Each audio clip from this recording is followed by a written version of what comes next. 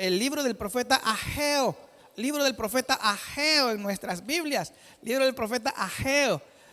Está 2 libros antes de la mitad del Antiguo Testamento, de antes de terminar. Está Ageo, está Zacarías y está Malaquías. Y ahí sigue Mateo. Así que 2 antes de Mateo.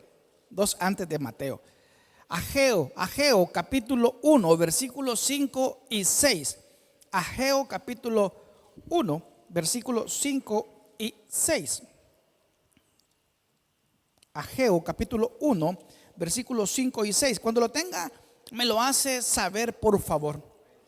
Gloria al Señor. Entonces, leemos su palabra en el nombre del Padre, en el nombre del Hijo y en el nombre de su Santo Espíritu. Dice la palabra del Señor así: pues así ha dicho Jehová de los ejércitos: meditad bien sobre vuestros caminos. Sembráis mucho y recogéis poco. Coméis y no os saciáis. Bebéis y no quedáis satisfechos. Os vestís y no os calentáis. Y el que trabaja a jornal recibe su jornal en saco roto. Oramos. Padre bueno que estás en el cielo, gracias te damos, Señor, porque eres bueno con nosotros. Gracias por tu bondad, Señor. Gracias por tu amor. Gracias por el privilegio que nos da de poder estar aquí, Señor, delante de tu palabra, para que seamos ministrados, Señor, por medio de ella, a través de ella, Señor, que fue inspirada por tu Santo Espíritu. Señor, pon oídos dóciles, pon un corazón sensible, Señor, a tu palabra, que podamos recibir de ti eso que tú ya tienes preparado, Señor, para cada uno de nosotros, y que podamos ponerlo por obra, Padre eterno. Señor, ten misericordia de mí y toma, Señor, mis labios, mi mente, Señor, para que todo lo que yo diga en esta hora sea conforme a lo que hay en tu corazón y no a lo que hay en el mío. Gracias por el privilegio que me das de poder predicar tu palabra. Gracias por todo, Señor. En el nombre de Cristo Jesús, Señor nuestro. Amén y amén. Gloria al Señor. Podemos tomar asiento, amado hermano. Sermón 478. Sermón 478 que predico en esta iglesia para la gloria de mi Señor. Y esta es la serie, el libro por libro, número 37.1. 37.1. ¿Por qué 37.1? Porque voy a dividir el libro del profeta Ageo en 2. Por lo general he venido predicando un sermón por cada libro, a excepción del libro de Ruth, que lo predicamos 4, o sea, cada capítulo un sermón. Y en esta ocasión van a ser un sermón por cada capítulo del libro del profeta Ageo, que son 2. Así que por eso, amado hermano, siento que es muy importante, como lo otro también, pero este es un llamado de atención para cada uno de nosotros que el Señor nos da en esta hora. Y yo creo que es sumamente importante que no lo pasemos así a la ligera, sino que meditemos, si es posible, versículo por versículo, qué es lo que el Señor quiere para nosotros en esta hora. Y pues, como siempre comenzamos diciendo quién es el autor del libro del profeta Ageo, pues es Ageo. Lo dice el versículo 1: en el año segundo del rey Darío, en el mes sexto, en el primer día del mes, vino palabra de Jehová por medio del profeta Ageo. O sea, es Ageo el que escribió este libro. La fecha, pues aquí, a diferencia de otros escritos, hay una fecha prácticamente exacta. Es en el año 520 antes de nuestro Señor Jesucristo. Ageo es mencionado en otros libros de la Biblia, como por ejemplo Esdras. Vayámonos a Esdras rapidito, amado hermano, solo para entrar un poquito en el contexto. Me interesa que entremos en el contexto. Esdras, Nehemías, Esther, así para adelante, por si se pierde. Esdras capítulo 5 versículo 1. Esdras capítulo 5 versículo 1 dice: profetizaron Ageo y Zacarías. Son los dos profetas que prontamente, el otro profeta que prontamente veremos. Profetizaron Ageo y Zacarías, hijo de Ido, ambos profetas, a los judíos que estaban en Judá y en Jerusalén, en el nombre del Dios de Israel que estaba sobre ellos. El profeta Ageo, amado hermano, como bien dice el libro de Esdras, fue quien predicó o quien dio palabra del Señor para el pueblo judío. Pero el pueblo judío estaba recién salido de la cautividad del imperio babilónico. Es el primero de los profetas que encontramos nosotros en el post-exilio o después del exilio. Después que el pueblo de Judá estuvo cautivo. O sea, es el primero de los profetas posteriores. Los anteriores que hemos visto estaban profetizando dentro del exilio. O sea, el pueblo de Israel, de Judá, estaba dentro del cautiverio todavía. Muchos profetas, para ponerle contexto, muchos profetas ya habían hablado acerca de la caída de Babilonia. Babilonia era el pueblo o el reino que estaba sobre Judá en aquel tiempo. Y muchos profetas, como por ejemplo Jeremías, había profetizado acerca de que el tiempo de la finalización del cautiverio iba a terminar. Vayámonos a Jeremías 25:11. Jeremías 25:11, este no le va a costar. Jeremías 25:11. Jeremías 25:11 dice así: toda esta tierra será puesta en ruinas y en espanto, y servirán estas naciones al rey de Babilonia 70 años. 70 años, amado hermano, se calcula que el pueblo judío pasó cautivo, preso por el pueblo babilónico. Luego llegó un hombre llamado Ciro. Este hombre llamado Ciro de Persia destruyó Babilonia y promueve que el pueblo judío que estaba esclavizado por ellos saliera de regreso hacia Jerusalén, precisamente a construir el templo que había sido destruido por Nabucodonosor. El templo, aquel que construyó Salomón, había sido destruido. Entonces el pueblo de Babilonia se llevó al pueblo de Judá preso, y en ese tiempo pues no hicieron más nada que estar sirviendo al reino babilónico. ¿Y qué es lo que sucedió? El templo fue destruido, y cuando llegó Ciro a ajustar cuentas y a destruir Babilonia, lo primero que hizo fue, usado por el Señor, es decirle a los judíos: regresen a casa. Pero van a regresar con un propósito. Y el propósito de regresar a casa era reconstruir el templo, reconstruir la casa de Dios, reconstruir la morada de Dios, reconstruir el lugar donde se reunía el Señor con el pueblo. Recuérdese que el tabernáculo, que es antes del templo, servía como punto de reunión entre Dios y los hombres. Y así mismo fue sirviendo el templo que pues edificó el rey Salomón. Cuando los judíos regresaron a su nación, a Jerusalén, los vecinos de los reinos de los alrededores se opusieron. No querían que Judá comenzara a construir nuevamente el templo, porque conocían y sabían del poder de su Dios, sabían del poder que tenía Jehová de los ejércitos, y por eso los demás pueblos que estaban alrededor no querían que el pueblo de Judá construyera o reconstruyera el templo. Pero el templo no se construyó.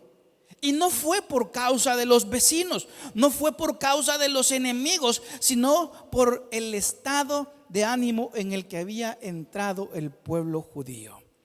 Y es que había entrado en un estado de indiferencia. Le daba igual lo que pasara en el templo o dejara de pasar. Le daba igual, amado hermano, lo que sucediera con el pueblo judío y lo que no sucediera con el pueblo judío. Habían entrado en un estado de indiferencia. Me da igual, decimos hoy, lo que pase, yo hago mi vida como me da la gana. Me da igual, decimos hoy, y nos estamos pudriendo en el pecado. Me da igual, decimos hoy, y nos estamos alejando cada día más del Señor, cuando el Señor constantemente nos está diciendo: ven, ven, que yo te quiero salvar. Ven, que yo te quiero sanar. Ven, que yo te quiero restaurar. Ven, que yo quiero hacer algo de ti. Yo tengo propósitos para contigo, pero no son los propósitos que tú quieres para ti, son los propósitos que yo quiero, dice el Señor. Amén. El Señor, amado hermano, está muy involucrado en nuestra santidad. El Señor está muy involucrado, amado hermano, en que nosotros nos postremos delante de Él en una verdadera adoración. Pero para eso es necesario que dejemos a un lado el estado de indiferencia que muchos tenemos. Es domingo, me da igual que sea domingo. El sábado me da igual que sea sábado. Es martes, culto de oración, me da igual que sea martes y que haya culto de oración, me da igual. Y el pueblo cristiano está lleno de gente que le da igual todo. ¿Por qué? Porque ha entrado en un estado de indiferencia, pudiendo, amado hermano, nosotros edificar la casa de Dios como piedras vivas que somos. No lo hacemos. Y comenzamos a delegar y a decir: no, pero allá está fulanito, él que lo haga. No, aquí está el pastor, que lo haga. Ahí está el líder, que lo haga. No, es tarea de todos. Era tarea de todos reconstruir el templo, y no lo hicieron. No por los enemigos, sino por el estado de indiferencia en el que ellos habían entrado. Les daba igual lo que estuviera pasando en sus alrededores. Cuando Darío, amado hermano, el rey que fue a destronar a Nabucodonosor, llegó al trono, habían pasado 16 años que el pueblo ya había sido liberado. 16 años y no habían construido el templo. El templo ni siquiera se había tocado. Ageo y Zacarías son enviados precisamente para eso, para ir a decirle al pueblo: se están equivocando. Le están dando prioridad a lo que no es prioritario. Le están dando importancia a lo que no importa. Se están divirtiendo, se están enorgulleciendo, están haciendo su vida en torno a sus corazones y no en torno al corazón de Dios. 16 años, amados hermanos. ¿Cuánto tiempo nosotros llevamos en el cristianismo y no hemos hecho nada? ¿Cuánto tiempo llevamos diciendo nosotros: no, el próximo domingo, el próximo domingo, el próximo domingo? ¿Cuánto tiempo nosotros vemos, amados hermanos, que hay necesidad y somos indiferentes ante la necesidad de la iglesia? Y no me estoy refiriendo a lo económico, porque muchas veces: ya va a hablar de dinero. No estoy hablando de dinero. Estoy hablando de poner nuestras vidas al servicio del Señor, viendo que hay decadencia. Y no solamente porque lo diga yo, sino la misma palabra dice que a la verdad la mies es mucha y los obreros son pocos. ¿Qué estamos haciendo? Como le dije, amado hermano, es un llamado muy importante que el Señor nos hace a autoexaminarnos y ver qué estamos haciendo con nuestra vida. Porque el mensaje no se trata solo de la reconstrucción del templo. El mensaje, amado hermano, se basa en la presencia de Dios en ese lugar. Habían desechado la presencia de Dios. Sabían que el templo servía para que la gloria del Señor reposara ahí, y les daba igual. Que si quiere estar Dios, muy bien por él, y si no quiere estar, me da igual. Amado hermano, no somos muy diferentes a ese pueblo. No somos muy distintos a ese pueblo que estamos dejando a un lado lo que en realidad importa. Vayámonos a Ageo nuevamente y veamos lo que dice el versículo del 1 al 4. Dice: en el año segundo del rey Darío, en el mes sexto, en el primer día del mes. Por eso le digo que este libro lo dice muy exacto todo, porque dice exactamente la fecha. Zorobabel, hijo de Salatiel, gobernador de Judá, y a Josué, hijo de Josadac, sumo sacerdote, diciendo: 2. Así ha hablado Jehová de los ejércitos, diciendo: este pueblo dice: no ha llegado el tiempo de que la casa de Jehová sea reedificada. Entonces vino palabra de Jehová por medio del profeta Ageo, diciendo: es para vosotros tiempo, para vosotros, de habitar en vuestras casas artesonadas, y esta casa está desierta. El versículo 1 nos habla, amado hermano, de que el Señor habla directamente a la cabeza civil y a la cabeza religiosa. Zorobabel era el gobernador y Josué era el sumo sacerdote. En el versículo 2 vemos que dice Jehová: este pueblo dice: no ha llegado el tiempo. Vemos aquí que el Señor está enojado. El Señor está enfadado con el pueblo de Judá, con los judíos, porque en muchos otros pasajes bíblicos vemos que Jehová dice: mi pueblo. Pero aquí no dice mi pueblo. ¿Cómo dice? Este pueblo. Se nota el enfado en el Señor cuando dice, este pueblo dice, no ha llegado mi tiempo. Era la excusa que tenía el pueblo de Judá. No ha llegado el tiempo. 16 años habían pasado de haber alcanzado la libertad y tenían el descaro, amado hermano, de decir, no ha llegado el tiempo. La dificultad no estaba en lo externo, la dificultad estaba en ellos mismos, que no querían ponerse a trabajar. 16 años eran muchos, pero siempre había excusas. No hay tiempo.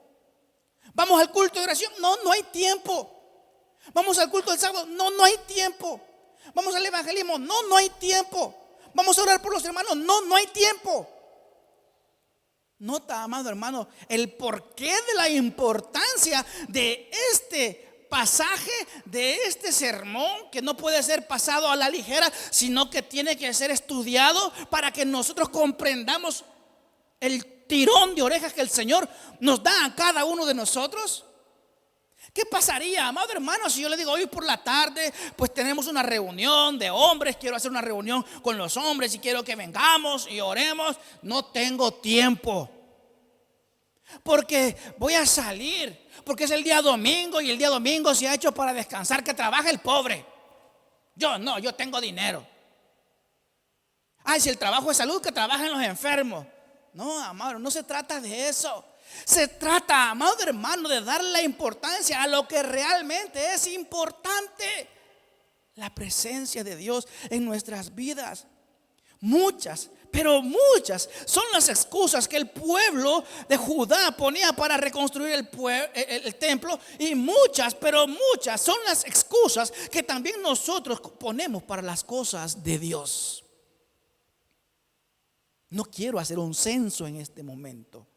No quiero preguntar quiénes van al día con la lectura bíblica que se les estaba enviando hace 2 días porque no tengo teléfono. No quiero preguntar quiénes van al día. ¿Por qué? Porque tengo miedo a que pocos me digan yo. Alrededor, estamos por el libro de los Salmos. Alrededor de 2 minutos, 3 minutos duran los capítulos, los salmos que estamos leyendo hoy. Pero no tenemos esos 3 minutos para leer la palabra de Dios. No tenemos esos 3 minutos, esos 5 minutos, esos 10 minutos, esos 12 minutos, cual más largo que yo he podido ver. Pero para deleitarnos en el Instagram, pero para deleitarnos en el Facebook y poner las historias, pero para deleitarnos en el WhatsApp y estar ahí chateando hasta las tantas de la noche, sí tenemos tiempo. Sí. Pastor, es que no me gusta cómo usted lo lee. Bájale el volumen y léalo. Pastor, el tipo de letra no me gusta. Léalo en la Biblia entonces. Excusas y más excusas, porque no tenemos tiempo para Dios. Nos hace falta tiempo, decimos, cuando en realidad nos sobra el tiempo. John Piper, un teólogo, dice que el Facebook y todas las redes sociales van a servir de evidencia en el día que estemos delante del Señor en contra de nosotros, cuando le digamos no tuvimos tiempo. Porque ahí queda todo registrado: a la hora que usted publicó, a la hora que usted se conectó. Y hoy no se escapa, porque le aparece un dichoso punto verde ahí que dice que está conectado. Si yo te vi que estaba con mentira, allí dice. No es que a saber que el teléfono está malo. No, ahí dice. Y algunos que son un poco, no quiero decir la palabra, pero tramposos, han encontrado la forma para que en el WhatsApp no aparezca a la última hora que se conectó. Han encontrado la forma que no aparezca que el mensaje ha sido recibido, para que no me fiscalicen. Ve qué bonito. Tenemos tiempo para todo. Tenemos tiempo, amado hermano, así que no digamos excusas. Versículo 4 dice, porque estoy leyendo Sofonías 4. Es para vosotros, para vosotros tiempo de habitar en vuestras casas artesonadas. Y esta casa está desierta. Lo que le está diciendo el profeta Ageo es que le dice: no era tiempo para las cosas de Dios. Pero para las cosas personales sí. Porque el templo no estaba construido, pero sus casas estaban bien bonitas, bien hermosas. El profeta, amado hermano, lo que hace aquí es poner al descubierto la desobediencia de la nación.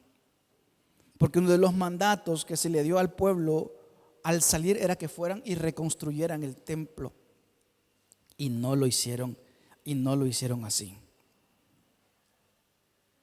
Comparemos nuestro templo físico y espiritual. Y David nos da un gran ejemplo. Veámonos a Segundo de Samuel. Pastor, ¿por qué dice segundo y no segunda? Porque no es segunda libro, es segundo libro. Segundo libro de Samuel. Segundo libro de Samuel, capítulo 7, versículo 2. 7:2.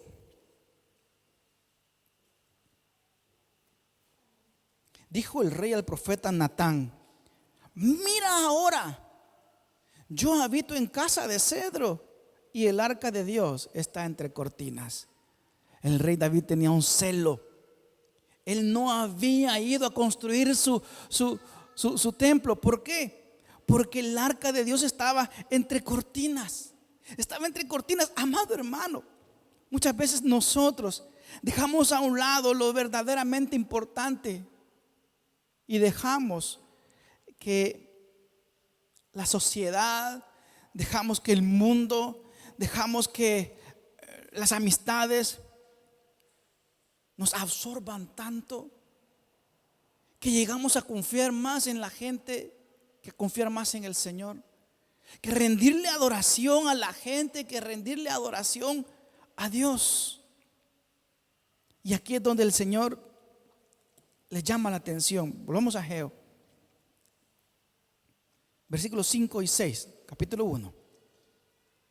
Pues así ha dicho Jehová de los ejércitos: meditad bien sobre vuestros caminos. Sembráis mucho y recogéis poco.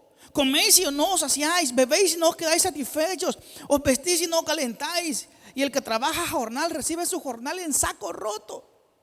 Amado hermano, pareciera que está describiendo a muchos de nosotros que nos esforzamos, pero no vemos el fruto de lo que estamos haciendo. Que comemos, pero no nos saciamos. Que siempre queremos más y más y más, a pesar de que nosotros tenemos. Pero el Señor les dice: ¿ya se dieron cuenta? Eso significa meditar en vuestros caminos. ¿Ya se dieron cuenta lo que les está pasando? ¿Qué les está pasando? Que siembran mucho y recogen poco. Que comen y no se llenan. Que beben y no quedan satisfechos. Que se visten y no se calientan. Que trabajan a jornal y su jornal parece que cae en saco roto. ¿Ya se dieron cuenta de eso? Mediten el por qué está pasando eso. Esta es una exhortación, amado hermano, a que nos veamos a nosotros mismos y ejecutemos un juicio sobre nosotros y veamos el porqué del problema. No me levante la mano. ¿A quién no le alcanza el dinero a pesar de que trabaja de lunes a sábado? Muchas veces no nos alcanza el dinero y decimos: ¿y dónde se fue el dinero? Se gana su jornalito, amado hermano, y en 10 minutos se lo gasta en el Consum. ¿Y qué llevo? ¿Y qué he comprado? ¿Y qué de oro son los pañales? ¿Y por qué me ha salido tanto? Y usted comienza creyendo: la cajera se equivocó. No, todo está subiendo de precio y ya no nos alcanza. ¿Pero por qué tenemos ese sentimiento de insatisfacción? Porque no nos hemos aprendido a deleitar en el Señor. Y el Señor nos está diciendo: mediten bien sobre sus caminos. Hagamos un juicio propio. Ese juicio propio debe de ser justo, amado hermano. Debemos observar el resultado de nuestro trabajo. ¿Qué estamos haciendo? Si lo estamos haciendo bien, hagámoslo bien para el Señor. Si lo estamos haciendo mal, encaminémonos nuevamente hacia la adoración verdadera al Señor. ¿Qué tiene que ver mi trabajo con la adoración? Porque nuestra vida, amado hermano, debe de ser una Vida de adoración al Señor donde quiera que nosotros nos encontremos, sea en la casa, sea en la oficina, sea en el trabajo, en el campo, donde quiera. No, a mí aquí nadie me ve, yo puedo hacer lo que yo quiera hacer. No, más ahí, porque ahí es donde usted está en una intimidad con el Señor. Versículo 6 dice: sembráis mucho, recogéis poco. Coméis y no os saciáis, bebéis y no quedáis satisfechos, os vestís y no calentáis. Y el que trabaja jornal recibe su jornal en trabajo roto.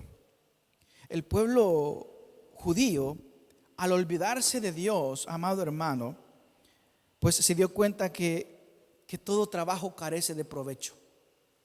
Que todo trabajo carece de provecho. Porque se busca en un primer lugar satisfacer una necesidad que es secundaria. Pastor, pero ¿y la necesidad de comer es secundaria? No es primaria. ¿Cuál es la primera necesidad que nosotros tenemos? La necesidad de Cristo en nuestros corazones. La necesidad del Salvador, del Redentor en nuestras vidas. Que Él sea el que gobierna, que Él sea quien nos dirige. Esa es la mayor necesidad que nosotros tenemos. Y ese es el gran problema del pueblo cristiano por estos lugares, las Europas. ¿Cuál? Que vemos que la necesidad económica es fácil de suplir, que tenemos un sistema sanitario mejor que el de nuestros países, que podemos andar con nuestro teléfono en la calle a tal hora, que vemos a los niños en la calle a las 12, a la 1 de la madrugada en sus monopatines y no pasa nada. Eso allá en nuestro país no se puede. Y vemos esa seguridad y nos enfocamos más en esa seguridad que en la seguridad que Cristo nos da. Creemos que todas nuestras necesidades están satisfechas al venir aquí. Creemos que ya no necesitamos de nada y es todo lo contrario, es cuando más necesitamos del Señor. ¿Por qué? Porque todo eso que el mundo nos ofrece, amado hermano, puede hacernos quedarnos ciegos ante la verdadera y real necesidad que cada uno de nosotros tenemos de nuestro Señor. Con todo lo que el Señor les dijo al pueblo judío, simplemente era para que ellos se dieran cuenta. La realidad de Mateo 6:33, no lo busque si no quiere, pero dice: mas buscad primeramente el reino de Dios y su justicia, y las demás cosas vendrán por añadidura. Decíamos en el tiempo de ayuno y oración que lamentablemente el pueblo cristiano hoy en día está viviendo un cristianismo mediocre. Mediocre, ¿por qué? Porque decimos: yo cumplo los 10 mandamientos, yo amo al Señor. Sí, pero hay mandatos que el Señor nos da a nosotros que no los encontramos en los 10 mandamientos. El Salmo 100 es un ejemplo de eso y lo vimos hoy, donde nos manda a que cantemos con alegría, donde nos manda a que sirvamos con regocijo, donde nos manda a que entremos con acción de gracias por sus puertas y que le alabemos a Él. Porque Él nos hizo y no nosotros a nosotros mismos. Es un mandato que el Señor nos da. Y en Mateo 6:33 también es un mandato que el Señor nos da. Mas buscar primeramente el reino de Dios y su justicia. ¿Estamos obedeciendo ese mandato? No me conteste. Haga lo que el Señor dice. Medite para usted mismo. Yo no voy a llegar a ponerle el dedo sobre la llaga y decirle: no, hermano, usted está fallando en esto. No, hermano, usted está pasando por esta dificultad porque usted se está deleitando en el pecado. No, el Espíritu Santo es experto en eso. Si usted es hijo de Dios, el Espíritu Santo es el encargado de poner el dedo sobre la llaga y decirle: te estás equivocando. Te estás equivocando, le estás dando prioridad a lo que no es prioritario. Estás poniendo excusa a todo. No quieres nada conmigo y te vistes de un falso cristiano. ¿Por qué? Porque no estás buscando primeramente el reino de Dios y mi justicia, dice el Señor.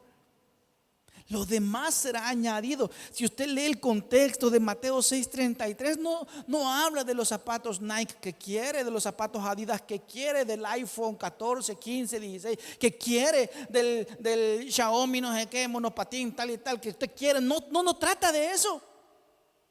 Lo añadido no trata de eso. Trata de lo básico, la alimentación, el vestuario. Eso no le va a faltar al cristiano que busque primeramente el reino de Dios y su justicia. Busque, amado hermano, el reino de Dios y su justicia. Porque el Señor, amado hermano, es un juez justo. Versículos del 7 al 11. Del 7 al 11. Así ha dicho Jehová de los ejércitos: meditad sobre vuestros caminos. Le vuelve a decir el Señor: meditad sobre vuestros caminos. Subid al monte y traed madera, reedificad la casa y pondré en ella mi voluntad y seré glorificado, ha dicho Jehová. Buscáis mucho y halláis poco, y encerráis en casa y yo lo disiparé en un soplo. ¿Por qué? ¿Por qué haré todo esto? Dice Jehová de los ejércitos: por cuanto mi casa está desierta y cada uno de vosotros corre a su propia casa. Por eso se detuvo de los cielos sobre vosotros la lluvia, y la tierra detuvo sus frutos. Y llamé la sequía sobre esta tierra y sobre los montes, sobre el trigo, sobre el vino, sobre el aceite, sobre todo lo que la tierra produce, sobre los hombres y sobre las bestias, y sobre todo trabajo de manos. En el versículo 8 nos dice que Él va a poner su voluntad. En otras palabras, Ageo lo que está diciendo que hay que obedecer, porque poner la voluntad del Señor es: me complaceré. El Señor se complacerá, amado hermano, en que nosotros nos pongamos manos a la obra, porque dice: váyanse al monte, vayan a traer la madera. Hay que levantarse y trabajar por el Señor. Hay que poner esos talentos que el Señor mismo nos ha dado a nosotros, amados hermanos, para servirle a Él. Ya no es tiempo de estar de brazos cruzados. Ya no es tiempo de seguirle a Él. No sé si a usted le ha pasado, esto es una novatada que me pasó a mí allá en Madrid cuando recién habíamos venido aquí a España. Me acuerdo que fui a trabajar a la construcción y se había acabado el material y estamos esperando que llegara el camión, y en eso llegó el jefe. Y el novato, yo pues vengo. Y me dice un anciano, amado hermano, pero había estado en el ejército ruso, al que yo le estaba ayudando de peón: no crucé los brazos delante del jefe. Y yo decía: si no estamos trabajando, no crucé los brazos. Porque le llaman la atención por estar con los brazos cruzados. Los jefes quieren que usted esté activo, que esté haciendo algo. Es cierto que falta el material, pues póngase a hacer cualquier cosa. Amado hermano, deje de estar con los brazos cruzados ya.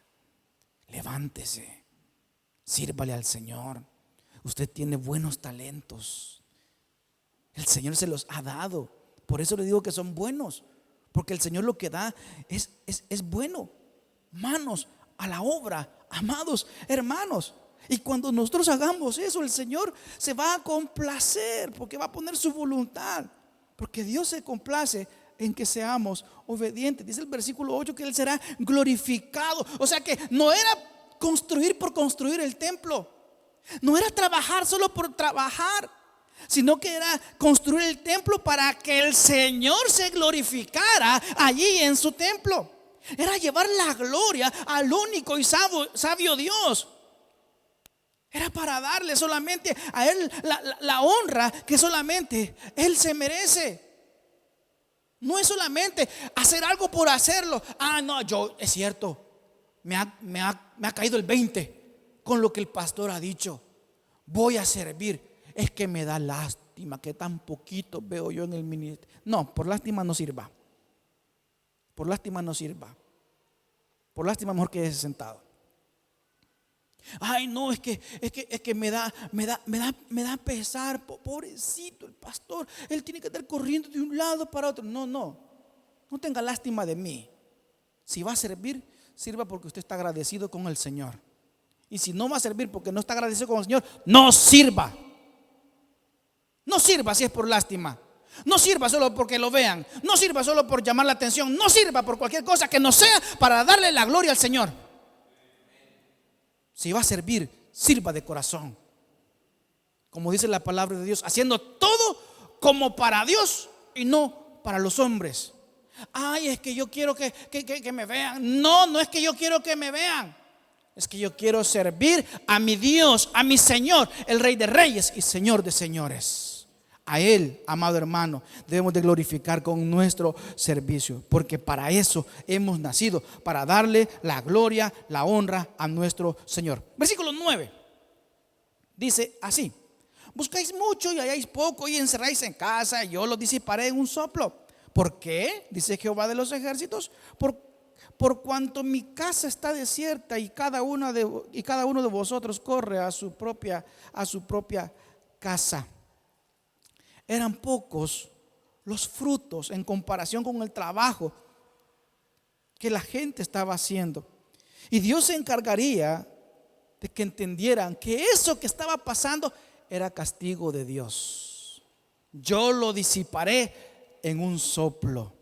No podían atribuir su pobreza a otra cosa más que a la mano de Dios. ¿Por qué? Porque también dice que Él es el que iba a mandar sequía. Él es el que dice que iba a dejar que ya no cayera el agua sobre la tierra para que la tierra ya no diera su fruto. No era por azares del destino. Ay, no, es que gran sequía es la que ha venido. Es que por nosotros, no, es porque Dios no quiere que llueva.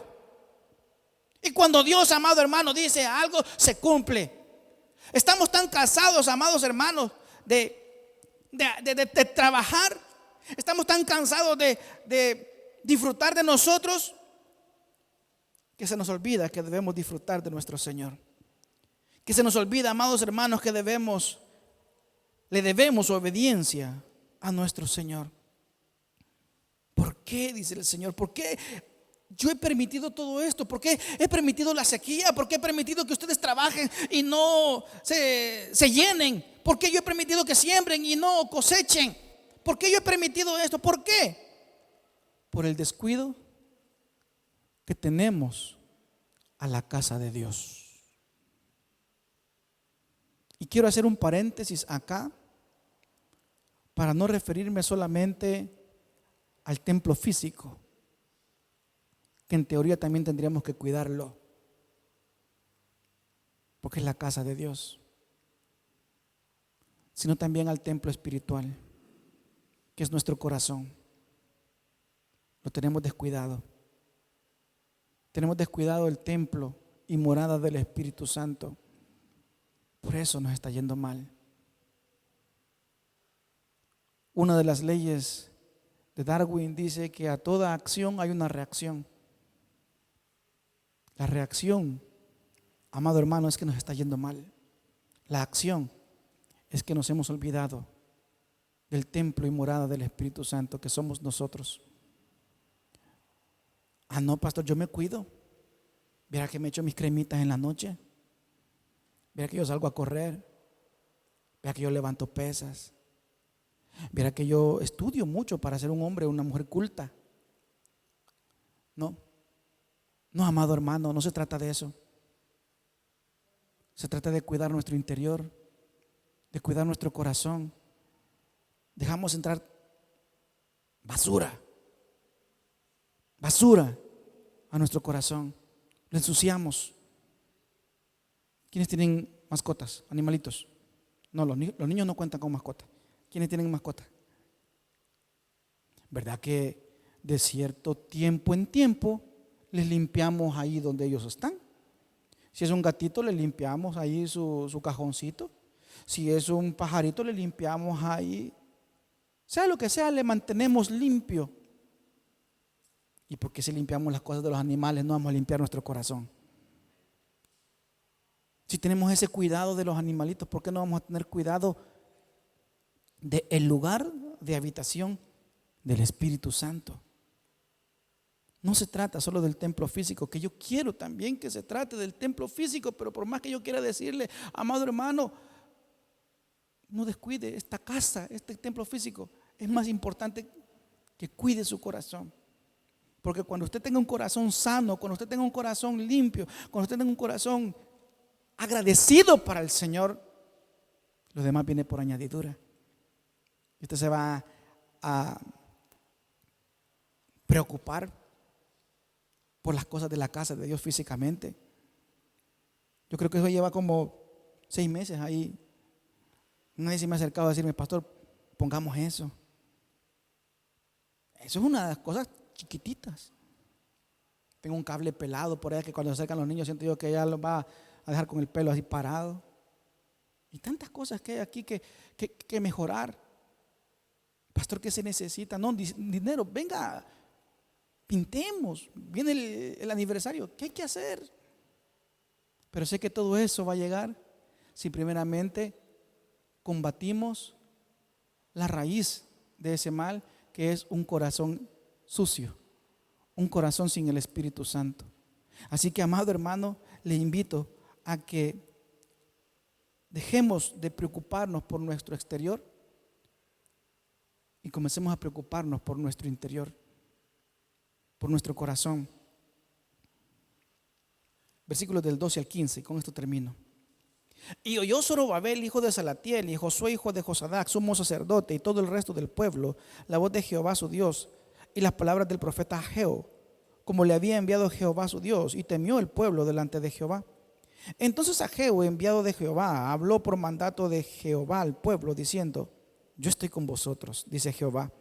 Y despertó Jehová el espíritu de Zorobabel, hijo de Salatiel, gobernador de Judá, y el espíritu de Josué, hijo de Josadac, sumo sacerdote, y el espíritu de todo el resto del pueblo, y vinieron y trabajaron en la casa de Jehová de los ejércitos, su Dios, en el día 24 del mes sexto, en el segundo año del rey Darío. Amado hermano, el pueblo escuchó la voz. El pueblo escuchó la voz de Dios. El pueblo no fue rebelde a la exhortación del Señor. Y es lo que le invito yo hoy, a que usted pueda imitar también. Que cuando se vaya para su casa, no vaya diciendo: uy, el pastor que se cree todo lo que nos dijo. No, meditemos en la palabra del Señor. Porque yo solamente soy un portavoz. Como dice el pastor Eduardo Acosta, cuando escucho alguna de sus predicaciones, dice: si usted se enojó, no se enoje conmigo, enójese con el de arriba. Porque yo solamente transmito la palabra. Así que escuchemos hoy, amados hermanos, la voz del Señor. En el versículo 3 encontramos un mensaje corto, pero de gran valor y esperanza para nosotros. Yo estaré con vosotros. Yo estaré con vosotros. Es la más alentadora de las promesas del Señor. No, a mí que me prometa dinero, pastor. No, pues nazca de nuevo. Porque nada se compara con la presencia de Dios en nuestras vidas. Toda buena intención del cristiano siempre viene del corazón de Dios, porque es el Señor quien nos motiva.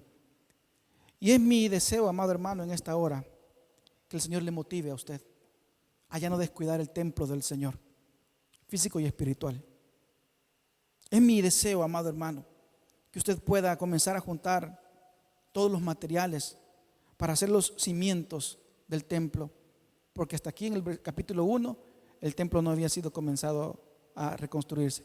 Ya se había recolectado todo, pero no se había tocado. Así que es que mi deseo en esta hora, y espero también que sea el deseo de Dios, amados hermanos, que usted se vea incapaz de hacer todo esto. Porque al vernos incapaces de hacer todo esto, pediremos ayuda.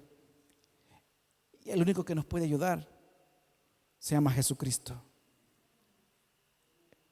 El que cambia nuestra vida, cambia nuestra mente y cambia nuestro corazón. Recuerde, mas buscad primeramente el reino de Dios y su justicia, y lo demás será añadido. Amén. Oramos. Padre que estás en el cielo, gracias, Señor, por tu palabra.